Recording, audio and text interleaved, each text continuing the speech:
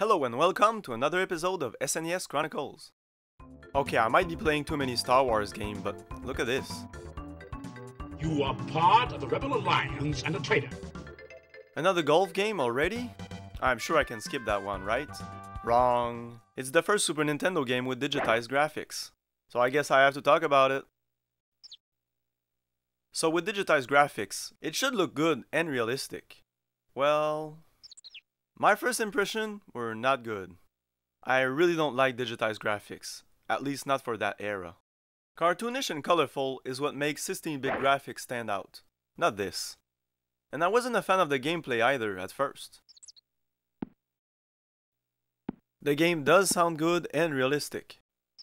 And there's no music, and that's a good thing, cause then I can listen to what I want. This looks more like a standard golf simulator than Al's All-in-One Golf. If you don't remember, Al used the top-down perspective. After playing for a while, I didn't mind the looks, and eventually it grew on me. You really feel like you're on a golf course. And trees are not just for show. The gameplay is also quite different, more options to choose from, and more control on your swings. It's separated into two phases, the strength and the spot where you hit the ball. I really like this. Better than the system in Al's, which is essentially what all of golf games use now. Tap at the top for strength and the bottom for precision. I prefer this method here. First, it's easier, it moves way slower even at the maximum speed, since you have the option of slowing it down, if you want to focus more on the technical aspects and less on your reflex. But apart from being a little easier, I really like the second phase, where you decide where to hit the ball.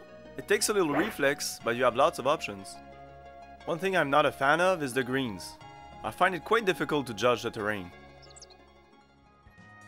The fact that it's based on a real golf course in Hawaii is quite nice.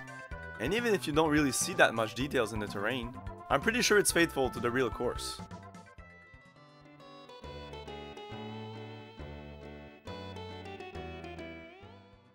It has pretty much all the options of standard golf games.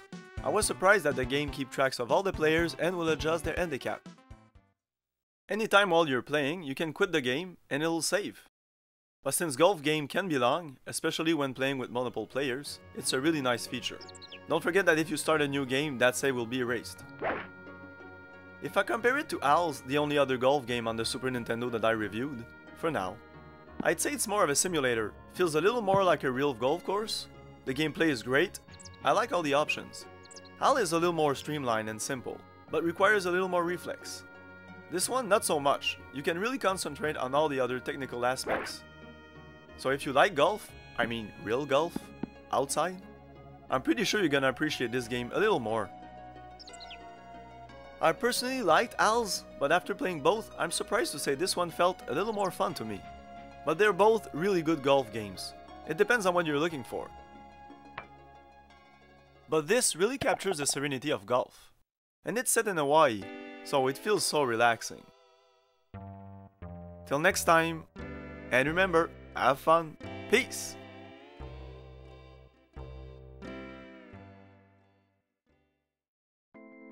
If you appreciate, please like and subscribe. There's also a Facebook page, and every episode is available in French.